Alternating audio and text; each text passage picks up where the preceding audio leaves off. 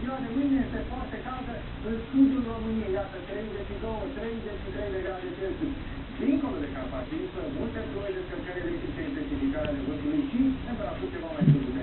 Cam 27-27 de grade Celsius, 25-26 în nord, în timp ce Moldova este împărțită în două. În nord e ceva mai răcoare, pe la 26 de grade, în timp ce în centru și în sud e ceva mai bine, spre 30-31 de grade Celsius. Cam pute, nu? Te-ai căcat, mă? Te-ai căcat? Duminică, un weekend frumos care continuă fără ploi și cu valori extrem de plăcute, iar ziua de luni aduce soare în toată România. Abia spre seara s-ar putea să plouă. Atât despre vreme, dar minunată, la revedere!